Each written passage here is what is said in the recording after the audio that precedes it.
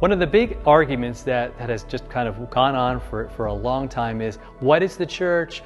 Is the church important? And is the church just the building? I mean, I'm standing in my church filming this, and is this what it is? Is this all it is? I think it's part of what it is, but again, that would mean it's only this church, this location, this address, but that's not true, is it?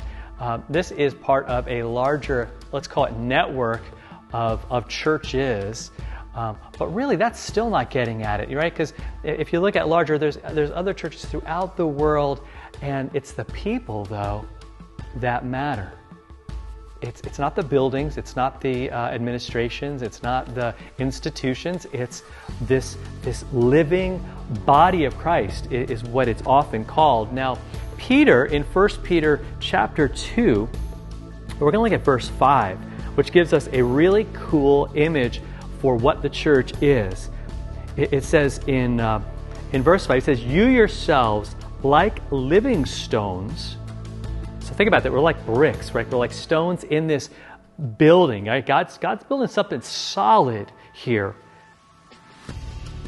But we're being built up like or as a spiritual house, to be a holy priesthood, to offer spiritual sacrifices that are acceptable to God through what? Through Jesus Christ. Not through my goodness, not through my effort, but again, because of Jesus. And that's the whole idea, is that I'm offering my very life, everything that I am, everything that I do is done right in concert with what God's will is, among His people, with His people, all of us together kind of built into this spiritual place, this spiritual home, this spiritual thing that God put together, God keeps together, right? He cements all of it, and we're this priesthood.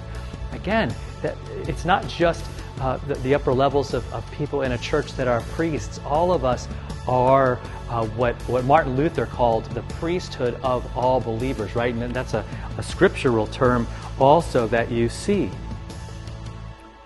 We're these people that serve God day in, day out in all that we do, not just in church during a service, not just through the rituals of the church, but through every moment of our lives. We're saying, Lord, I'm doing everything for you because of who you are, because you love me. I'm part of this thing called the church, called your people, this spiritual house. I'm one of those living stones.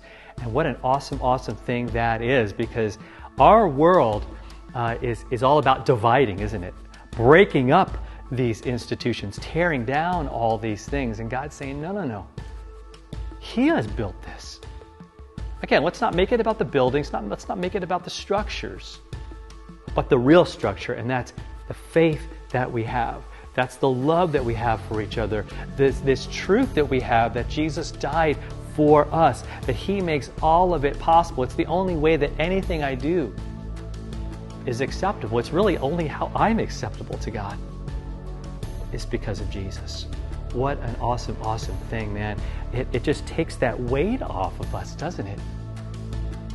And yet it gives us this extremely awesome purpose of showing and bringing this love to the world around us. So let's do that. Let's see ourselves in this way and identify. Every day, find our identity as part of this thing that God is building every single day. All right? I hope that helps. You have a great rest of your day, and we'll talk to you next time.